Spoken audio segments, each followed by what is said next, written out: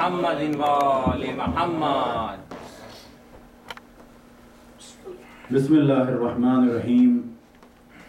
الحمد للہ الذی هو الاول والآخر والظاہر والباطن والصلاة والسلام على اشرف الانبیاء والمرسلین سیدنا و مولانا و مقتدانا ابی القاسم محمد اللہم صلی علی محمد وآل محمد وعلى اہل بیتہ طیبین الطاہرین المعصومین سیما بقیت اللہ فی الاراضین مہدی المنتظر ارواحنا و ارواح العالمین لتراب مقدمہ الفداء ولعنة اللہ علی آدائهم ومنکر فضائلهم وغاصب حقوقهم الى قیام یوم الدین.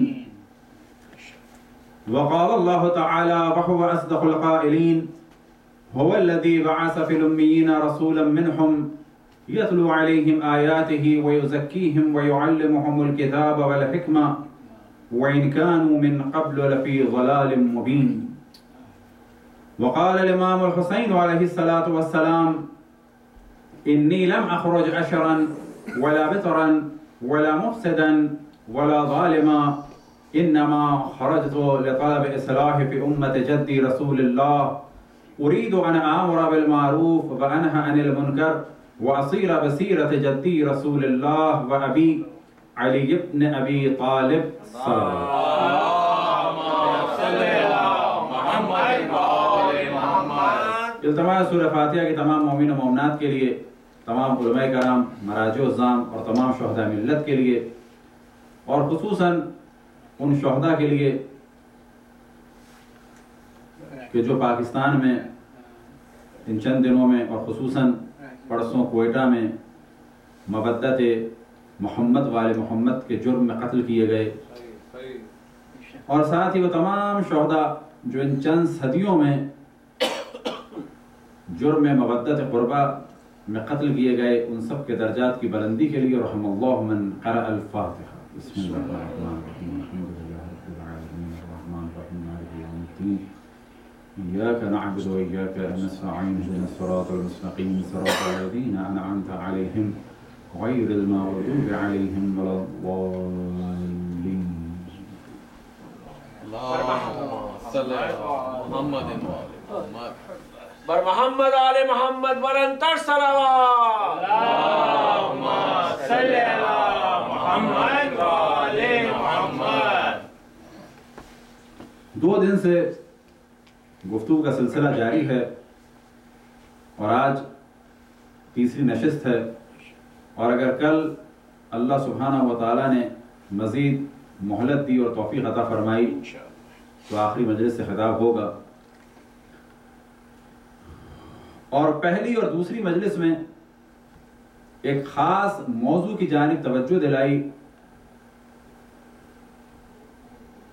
اور وہ یہ کہ جو کچھ ہوا اہل بیت رسول اللہ صلی اللہ علیہ وآلہ وسلم کے ساتھ، در حقیقت اس کا دار و مدار اس مظلومیت پہ ہے کہ جو آپ کے بعد شروع ہوئی. اور پھر ہم نے توجہ دلائی تھی کہ حضرت زینب صلوات اللہ وسلام علیہا نے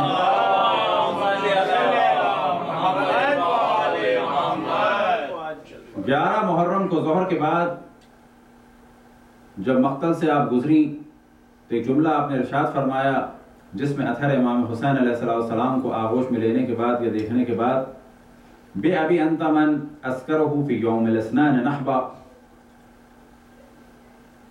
وفستاتہ مقطع العرا، کہ میں قربان ہو جاؤں کہ جس کی فوج کو قتل کر دیا گیا پیر کے دن.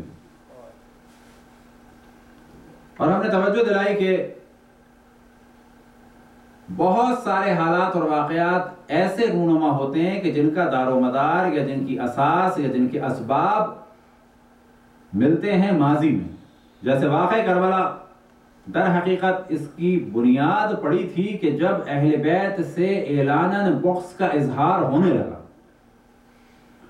اور وہ بغض پھر اتنا بڑھا کہ رسول اللہ کی نواسیوں کو اسیر کر کے پھرایا گیا۔ کیسا اسیر کر کے پھرایا گیا؟ جیسے کافر کنیزوں کو پھرایا جاتا ہے۔ کافروں کے اسلام میں تصور نہیں تھا مسلمانوں کو پھرانے کا، انہیں بے عنوان خارجی۔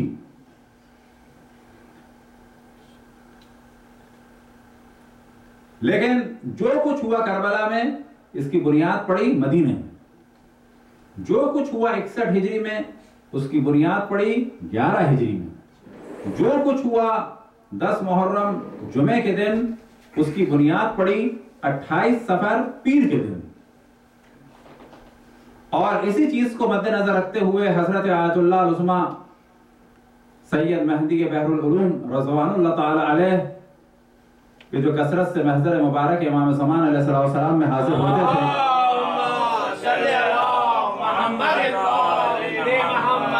وہ فرماتے ہیں ایک شعر میں اپنے، اس کا خلاصہ یہ ہے کہ جو تیر حضرت علی اصغر کو لگا وہ سقیفہ سے چلا تھا، وہاں سے چلا تھا، یہاں آ کے لگا۔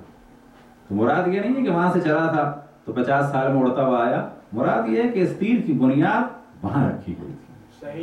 اس تیر کو تیار در حقیقت وہاں کیا گیا تھا، اس تیر کی کمان در حقیقت وہاں بنی تھی۔ یا یہ کہا جائے کہ اس تیر و کمان کے لیے جو لکڑی استعمال ہوئی اس کا بیج وہاں بویا گیا تھا۔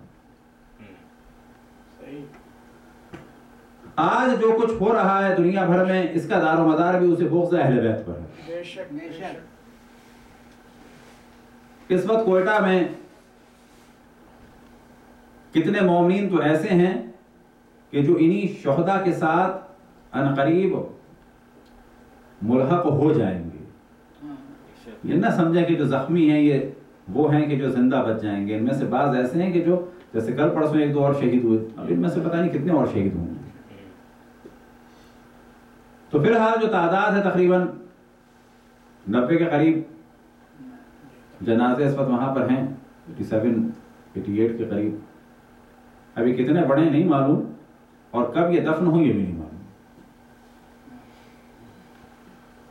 اب تقریباً پورے پاکستان میں احتجاج کا سلسلہ جاری ہے، البتہ یہ احتجاج پرامن احتجاج ہے، اور یہی سلسلہ انگلینڈ میں بھی شروع ہو چکا ہے۔ اور آپ حضرات بھی، کیونکہ یہاں پر امریکہ میں کیونکہ حقوق انسانیت کا خیال کیا جاتا ہے، تو یہاں بھی یہاں کے عوام کو آگاہ کریں، جتنی بھی ہیومن رائٹ ایسوسی ایشنز ہیں امریکہ میں ان کو آگاہ کریں، جتنی بھی نیوز ایجنسیز ہیں ان کو آگاہ کریں۔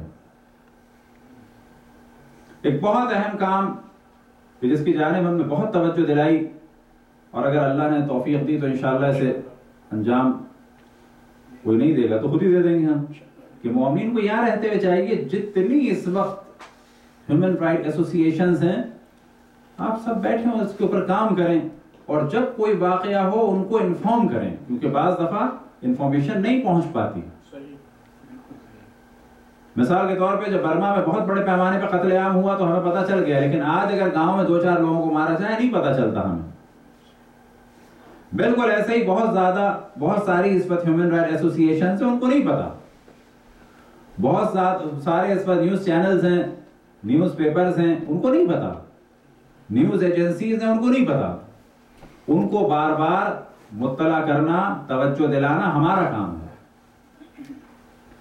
اب جیسے کل اتوار ہے، البتہ جس ملک میں بھی آپ رہتے ہیں، جیسے اب امریکہ میں ہیں، ہیوسٹن میں ہیں اس وقت، تو یہاں کے قوانین کو مد نظر رکھتے ہوئے اور اجازت کے ساتھ، اور جتنی دیر کی اجازت ملے، جس جگہ کی اجازت ملے، جس حدود کی اجازت ملے، اس حد میں رہتے ہوئے یہاں کے قوانین کا احترام کرتے ہوئے حقوق انسانی کے لیے، اور خصوصاً اپنے جو افراد ہمارے شہید ہوئے۔ اب یہاں پر ظاہر ہے کہ بعض دفعہ لوگ سوال کرتے ہیں کہ انڈیا اپنے آپ فلانی جگہ گئے تو مومنین کو کیسے پایا؟ تو ہمیشہ کہتے ہیں کہ مومنین دنیا میں جہاں کہیں بھی ہیں اور جس ملک سے ہیں وہ جہاں بھی جاتے ہیں تقریباً اپنے کلچر سے کوئی جدا نہیں ہو سکتا. اب ممکن ہے کل بہت سارے گھروں میں مجلس ہو. یہ شعور ہمیں انہیں دینا ہے کہ اگر یہ مجلس اس صورت میں ہو جائے، یہ تو آپ لوگوں کو ڈیسائیڈ کرنا ہے، ہم تو مشورہ دے رہے ہیں کہ کل اگر قانون کو مد نظر رکھتے ہوئے یہاں کی گورنمنٹ سے، یہاں کے جو بھی میونسپلٹی وغیرہ ان سے اجازت لیتے ہوئے، فرض کریں پاکستان ایمبیسی کے پاس آپ لوگ جاتے ہیں، لیکن اس میں ایک مسئلہ کیا آئے گا جی ہمارے یہاں تو مجلس ہے آج، لیکن اب اگر اس کو کہا جائے کہ مجلس وہیں کر لیں کہ ثواب نہیں ملے گا؟ کیا ایسا ہوگا کہ جب گھر میں ہمارے مجلس ہو جب ثواب ملے گا؟ ایسا نہیں ہے. یعنی ہم گھر کو تالا لگا کے جب کربلا جاتے ہیں تو ہمارے گھر میں برکت نہیں ہوتی کیونکہ گھر میں تالا ہے، ایسا نہیں ہے. جس وقت ہم محضر مبارک امام معصوم میں سلام کرتے ہیں، چاہے سامنے سے کریں، چاہے اپنے گھر سے کریں، چاہے روڈ سے کھڑے ہو کے کریں، ہمیں بھی برکت ملتی ہے اور ہمارے تمام متعلقین کو، چاہے وہ گھر ہو چاہے وہ افراد ہو. اب یہاں پورے شہر میں کتنی مجلسیں ہیں، یہ آپ لوگوں کا کام ہے کہ آج ہی رات کو اس کو ڈسکس کریں اور اس کے بعد جو ہے یہ ساری مجلسیں جو ہے وہ ایک جگہ پہ ہو جائیں گی. وہ تبرک جو ہے سارے مومنین کے لیے بہترین کھانا ہوگا، سپورٹ ہوگی. لیکن یہ مشورہ اس عنوان سے نہیں ہے کسی ملک میں رہتے ہوئے ہمارے قانون کو ڈسٹرب کر رہے ہیں نا. جو یہاں کا قانون ہے، جو قوانین ہے، اس کو احترام کرتے ہوئے اس حد و حدود میں حقوق انسانی کو بیان کریں. کل اتوار کا دن ہے، آپ کو دوبارہ موقع نہیں ملے گا، یاد رکھیں. یہ خالی کل کا دن ہے. اب اس کے بعد سارے نیوز چینلز کو بلائیں. ابھی لگاتار پاکستان انگلینڈ میں 25 گھنٹے سے بیٹھے ہیں، 25 گھنٹے سے اب تو 27 گھنٹے ہو جائیں گے، شاید 28 گھنٹے اس وقت. ابھی آپ کے ہیوسٹن کا بھی آئے گا. سلیم صاحب کا تعلق میڈیا سے، ہاں یہ آپ لوگ کریں. بلکہ ہم تو یہ کہتے ہیں اس وقت جو ایک بہترین کام ہوگا مجلس کے بعد رات کو، یہ آپ حضرات کر سکتے ہیں. پورے امریکہ میں اس وقت آپ مختلف تنظیموں سے کانٹیکٹ کریں کہ جو گھروں میں مجالس ہیں وہ پاکستان ایمبیسی کے سامنے ہو، تبرک وہاں پر بٹے، جتنے مومنین ہیں وہاں آ جائیں. نتیجہ کیا ہوگا؟ پوری دنیا کے ٹی وی چینلز پہ توجہ ہوگی کہ جی شکاگو میں ہو رہا ہے، مثال کے طور پہ جی لاس اینجلس میں ہو رہا ہے، ہیوسٹن میں ہو رہا ہے، ادھر ہو رہا ہے، ادھر ہو رہا ہے، ادھر ہو رہا ہے، ادھر ہو رہا ہے. اب آپ تصور کریں کہ یہ کوئی معمولی واقعہ نہیں ہے کہ اس وقت جناب سیدہ کے چاہنے والوں کی 90 چاہنے والوں کی لاشیں اس وقت جو ہیں تقریباً اس وقت جو ہے وہ 40-42 گھنٹے ہو گئے اور روڈ پر پڑی ہیں. اور ہمارے بغیرت حاکم رئیسانی جیسے شرابی ابھی تک اس نے بات نہیں کی ہے. مطالبات ماننا دور کی بات ہے، وہ لندن میں بیٹھا ہے اس وقت، اس نے بات نہیں کی. دبئی کا کہہ رہے تھے لیکن ابھی خبر آئی لندن میں اس نے بات نہیں کی. اب یہ ذہن میں رکھیں کہ اگر اس وقت، کیونکہ یہ اتنا بڑا واقعہ ہے، اب یہ انتظار نہیں کیا جا سکتا کہ انشاءاللہ اگلی دفعہ جب 100 مارے جائیں گے تو پھر کر لیں گے. اسی وقت کیونکہ 80 جنازوں کی ساری دنیا میں 90 جنازوں کی ایک اہمیت ہوتی ہے، تو ہمارے ذہن میں مشورہ آیا. لیکن ہم جس ملک میں بھی جاتے ہیں ہمیشہ یہ کہتے ہیں کہ وہاں کے قوانین کا احترام کریں، چاہے وہ یورپ میں ہو، امریکہ میں ہو یا عرب ممالک میں ہو. میونسپلٹی سے اجازت لیتے ہوئے، ٹائم کا خیال رکھتے ہوئے، جو روڈ آپ کو دی ہے اس سے 1 انچ بھی ادھر نہ جائیں. اپنے حقوق کا مطالبہ کریں احترام کے دائرے میں، حتیٰ نعرے سلیکٹڈ ہوں، نعرے احترام والے ہوں. قطعاً ہم اس کے بڑے شدید مخالف ہیں اس کے، حتیٰ پاکستان میں بھی، کہ ہمارے نعروں کا معیار یہ ہو جائے کتا کتا ہائے ہائے. نا، یہ ہمارے نعروں کا معیار یہ نہیں ہے. ہمارے نعرے جتنا بلند اہل بیت علیہ السلام کی ذات ہے، ان کے ماننے والوں کی ہر چیز بلند ہے. نعرے حیدری، دشمنان اہل بیت پلانا، بر محمد آل محمد بلندتر صلوات.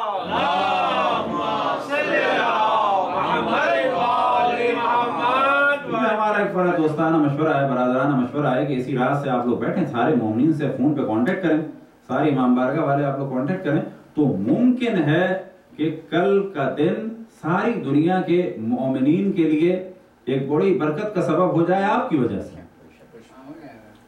اور پھر ان میں سے ظاہر ہے اگر اجازت ملتی ہے تو احترام کے ساتھ کچھ لوگ بیٹھے بھی رہیں، کیونکہ یہ معمولی واقعہ نہیں ہے کہ اس وقت کوئٹہ میں اس وقت تقریباً جو رات گزری ہے جیسا کہ بعض میڈیا نے بتایا مائنس تو کنفرم جا رہا ہے دن میں بھی اور رات میں بھی 3 4 5 تک گیا ہے رات کو, اور اس میں بارش بھی ہو رہی تھی, اس میں بارش بھی ہو رہی تھی, اور آگ جلانے کا بھی امکان نہیں کیونکہ میتیں ہیں. اور یہ سب کچھ اس وجہ سے ڈیلے کیا جا رہا ہے کہ بالآخر ایک وقت یہ پریشان ہو کے میتیں دفنا دیں گے.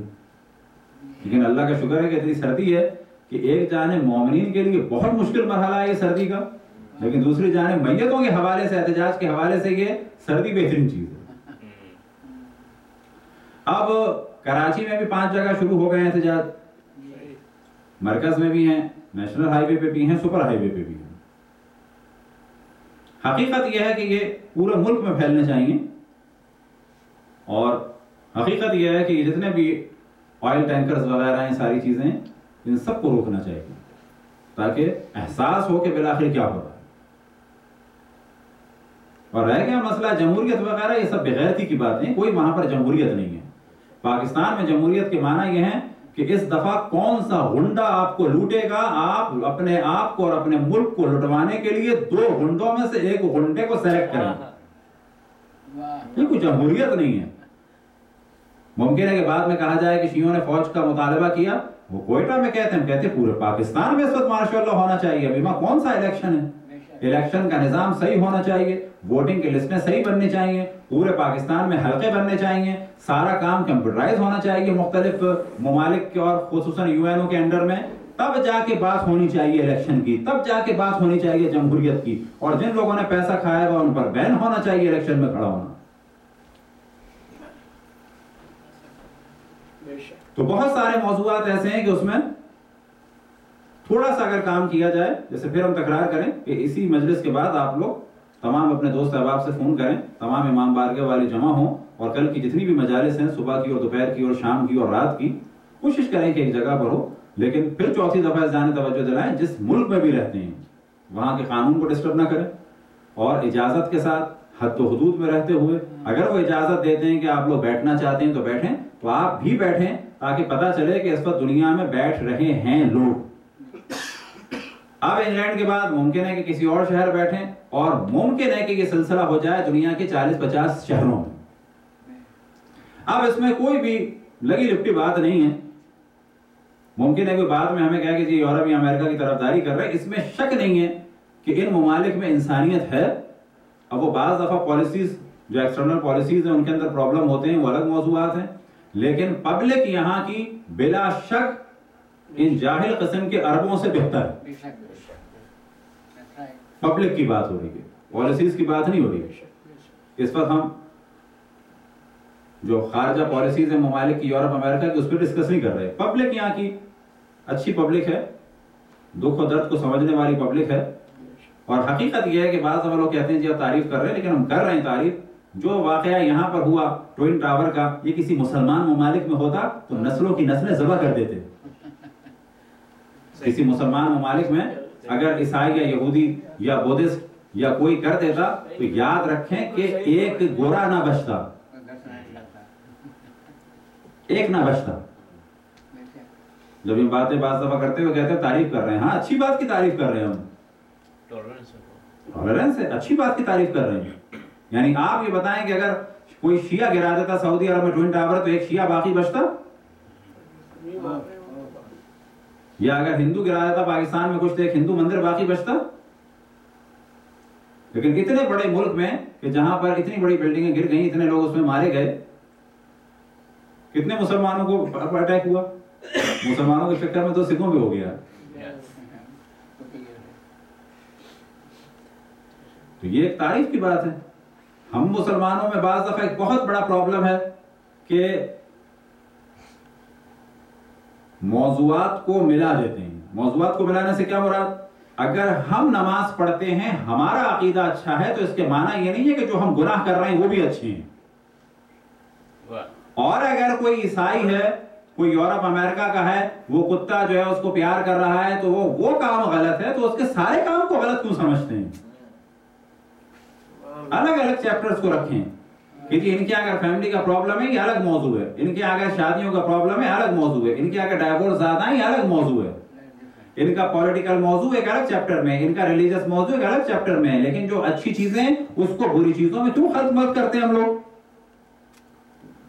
مثال کے طور پہ آج کسی بھی مسلمان ملک میں چلے جائیں 40 سال خدمت کریں آپ،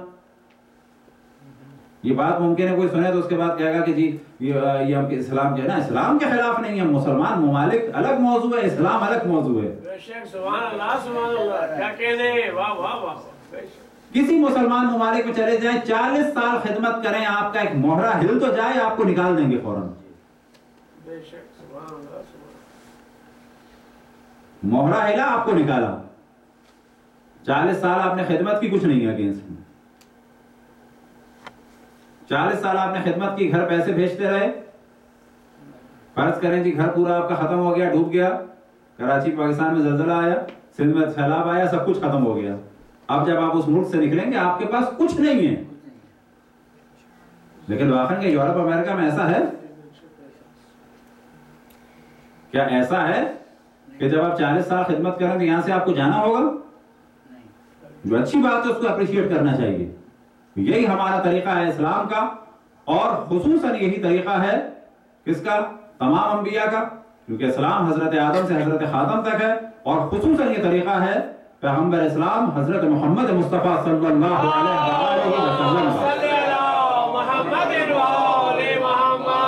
اور پھر یہی طریقہ ہے باقی ائمہ اہل بیت علیہم السلام کا۔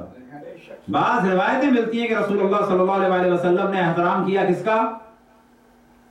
نوشیروان کا، اس کے عدل کی وجہ سے، نہ اس کے دین کی وجہ سے۔ اس کے دین کے موضوع کو اس کے اخلاق کے موضوع سے ملایا نہیں کہ یہ مشرک ہے، اس کی کیوں تعریف کروں میں؟ سبحان اللہ سبحان اللہ، واہ واہ واہ، احترام کیا اس کا۔ حتیٰ بعض جگہ تاریخ میں ہے کہ انہوں نے فخر کیا کہ وہ تھا اس دور میں جب میں پیدا ہوں۔ اس کے کیا معنی ہوئے؟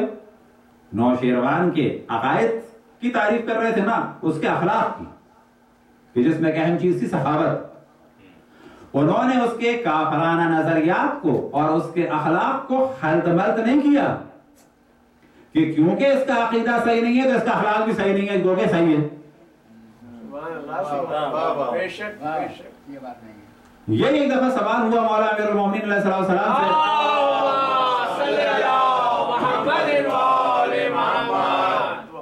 اب اس کے بارے میں آپ بعض دفعہ اس مثال کو بہت زیادہ بیان کرتے ہیں کیونکہ اس سے پتہ چلتا ہے کہ اسلام کے کیا نظریات ہیں۔ مثال کے طور پہ آپ سے کہا جائے کہ ہم لوگوں میں اتنا دم نہیں ہے، سیدھی بات ہے، اتنے ہم لوگ براڈ مائنڈڈ نہیں ہیں، اتنے کھلے دل کے نہیں ہیں لوگ ہم لوگ، تو یہ افسوس کی بات ہے۔ البتہ خود ہم اپنے حساب سے کوشش کرتے ہیں کہ جو واقعا جتنا ائمہ نے اجازت دی ہے اتنا براڈ مائنڈڈ ہونا چاہیے۔ فرض کریں کہ آپ سوال کیا جاتا ہے کہ یا آپ کے درمیان مقابلہ رکھا جاتا ہے کہ اشعار جس کے اچھے ہوں گے اسے انعام ملے گا، شعر، خالی ایک مثال دیتے ہیں، شعر جس کے اچھے ہوں گے اسے مقابلہ میں اس کو انعام ملے گا۔ اب آپ میں سے کچھ افراد شعر کہتے ہیں اللہ اور انبیاء اور ائمہ سے متعلق، اور کچھ افراد شعر کہتے ہیں فرض کریں عشق و مشق کے۔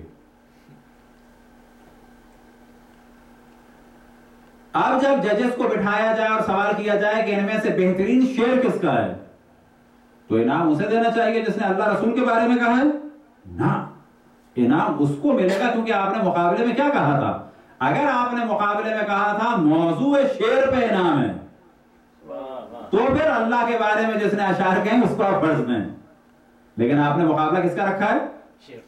شعر کا رکھا ہے۔ اب آپ کو دیکھنا ہے کہ اوزان کے مطابق، ردیف اور قافیے کے مطابق اور مختلف اعتبار سے، الفاظ کے انتخاب کے اعتبار سے کون سا شعر بہتر ہے، چاہے وہ اللہ رسول اور ائمہ سے متعلق ہو، چاہے وہ کسی خاتون سے متعلق ہو۔ بس اتنی آپ میں کریج ہونی چاہیے کہ واضح کہیں کہ بھائی ان کے اشعار میں بڑی اچھی بات ہے کہ اللہ مجھے یاد آیا، ان کے اشعار میں بڑی محبت تھی، مدینہ یاد آ گیا، ان کے اشعار سے جو ہے مجھے مولا علی یاد آ گئے، ان کے اشعار پہ تو آنسو نکل گئے، لیکن ان کے اشعار علمی اعتبار سے دم نہیں رکھتے، شعر ہی اچھا ہے، اسلامی اعتبار سے اتنا براڈ مائنڈڈ ہونا چاہیے۔ بے شک سبحان اللہ۔ اب آئے اتنے ہم براڈ مائنڈڈ ہیں، ہم اتنے نہیں ہیں، ہم نے یہ جہاں سے لیا یہ مولا امیر المومنین سے لیا۔ سبحان اللہ سبحان اللہ۔ مولا امیر المومنین سے ایک دفعہ سوال ہوا کہ شاعر کون اچھا ہے، تو آپ نے فرمایا کہ شاعر مختلف وادیوں میں ہے۔ اب یہ انہوں نے ڈسکس کر دیا کس کو؟ موضوع کو۔ صحیح سبحان اللہ۔ مختلف وادیوں میں شاعر، یہ ہوگی بات، یعنی یہ مختلف موضوعات ہیں۔ فرماتے ہیں کہ اب تم نے سوال کیا ہی ہے شاعر کے بارے میں، وَإِنْ كَانَ وَلَا بُدْ، یعنی اب شاعر، اب مولانا نے کیا کہ اب شاعر کو فوکس، تو کیا فرماتے ہیں بہترین شاعر کون ہے؟ ملک الزلال امرؤ القیس۔ کمال ہے روشن فکری کا اور آزادی بیان کا، یہ آزادی بیان اسلام پسند کرتا ہے۔ سبحان اللہ سبحان اللہ۔ تو مولا فرماتے ہیں کہ شعراء مختلف وادیوں میں، لیکن اب جب شاعر کے بارے میں تم نے سوال ہی کیا ہے تو بہترین شاعر کون ہے؟ گمراہی کا بادشاہ امرؤ القیس، گمراہی کا بادشاہ ملک الزلال، گمراہوں کا بادشاہ، گندے اشعار کہہ رہا ہے ویسے، لیکن مولا کیا فرما رہے تمہارا سوال کیا ہے؟ موضوع اشعار نہیں ہے، تمہارا سوال شعر ہے، بس شعر یہ اچھے ہیں۔ اب اگر یہ آج کل کے جیسے جاہل لوگ ہوتے، بعض یہ ناقص قسم کے دیندار لوگ تو کہتے او اتنے گندے شاعر کے بارے میں مولا علی کہہ رہے ہیں اچھا ہے، کہا جائے گا مولا علی سوال ہوا ہے شعر کس کا اچھا ہے، موضوع کی بات نہیں ہوئی ہے۔ تو بالکل اسی طریقے سے جب کسی قوم کی تعریف ہو تو موضوعات کو خلط نہ کیا جائے، بے شک سبحان اللہ سبحان اللہ۔ یہ ہمیں بڑا نقص ہے۔ یہ یورپ اور امریکہ کو دیکھتے ہیں تو کیا سمجھتے ہیں کہ جی وہاں پر شادی کا پرابلم ہے، جی وہاں پر یہ ہے، وہاں پر یہ ہے، وہاں پر بس سبھی کچھ خراب ہے۔ نہ ایسا نہیں ہے، جو خراب ہے اس کو خراب سمجھے، جو اچھا اس کی تعریف کریں، بے شک سبحان اللہ سبحان اللہ۔ جو اچھی بات ہے اس کو تعریف کریں۔ واہ واہ واہ سبحان اللہ سبحان کیا اللہ سبحانہ و تعالیٰ یہ کرے گا کہ یورپ اور امریکہ میں جن لوگوں نے یتیم خانے بنائے، جو مریضوں کا علاج کر رہے ہیں اور جو اخلاص کے ساتھ ڈاکٹر اور نرسیں کھڑے ہوئے ہیں، ذرہ برابر جو ہے لحظے کے لیے جو ہے کسی مریض پر سے توجہ نہیں ہٹاتے، تو اللہ سبحانہ و تعالیٰ ان پر عذاب نازل کرے گا؟ نہ، جو ان کا نیک کام ہے ان کی جزا دے گا۔ اللہ کسی کے اجر کو ضائع نہیں کرتا، اب وہ جزا دنیا میں دے گا یا برزخ میں دے گا۔ آپ یہاں پر بھی یاد رکھیں، کیونکہ اب ممکن ہے تھوڑی دیر میں آپ بھی کہیں تو بہت آگے نکل گئے، کیا ہر کافر، جس کو ہم نے عدل کے موضوع پر ڈسکس کیا ہے،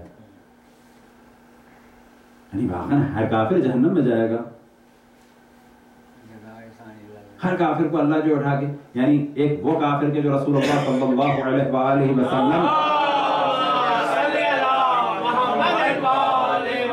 کے معجزات کو دیکھ رہا ہے اور حق کو جانتا ہے، ایک وہ اسکالر آج کہ جو ان تمام مذہبی کتابوں کو جانتا ہے اور ساتھ میں قرآن کی عظمت کو جانتا ہے اور پھر انکار کرتا ہے، وہ والا معجزات دیکھنے والا کافر اور یہ والا اسکالر کہ جو قرآن کی حقانیت کو جان رہا ہے اور انکار کر رہا ہے، اور 12 یا 13 یا 14 سال کی ایک لڑکی یا لڑکا یورپ امریکہ میں اگر مر جائیں، اللہ کے نزدیک یہ سب برابر ہیں؟ نہیں، سب برابر ہیں اللہ کے نزدیک؟ ایسا نہیں ہے۔ حتیٰ حساب کتاب میں دخل ہے کس چیز کا کہ حجت تمام ہوئی یا نہیں ہوئی اس پہ، سبحان اللہ سبحان اللہ۔ اس تک پیغام پہنچا یا نہیں پہنچا، یہ عقل و شعور اور فہم رکھتا تھا یا نہیں؟ لہذا جو سوال ہوگا حجت کے اعتبار سے ہوگا، کتنی حجت تمام ہوئی اور کتنا عقل و شعور اور فہم اس میں تھا۔ یہ نہ سمجھیں کہ ہر ہمالیہ کے پہاڑ پہ رہنے والی 13-14 سال کی کوئی لڑکی اور کوئی لڑکا یا 60-70 سال کا ایک ہمالیہ پہ رہنے والا ایسا آدمی کہ جس کی بالکل ہی عقل ضعیف ہے، کچھ اسے دنیا کا نہیں پتا، اللہ اس کے لے کے جہنم میں ڈال دے، کیوں ڈال دے گا؟ یعنی ابو سفیان جیسوں کا اور ان جیسوں کا حال ایک ہوگا؟ یہ موضوع وہ ہے کہ جو ڈسکس کرتے ہوئے لوگ گھبراتے ہیں ان کے لیے کیا ہے؟ ان کے لیے حساب ہوگا کہ حجت تمام ہوئی یا نہیں ہوئی، لہذا اللہ جانتا ہے حساب کیا ہے۔ بے شک۔ اور اس کے بعد کیا ہوگا؟ جن پر حجت تمام نہیں ہوئی اور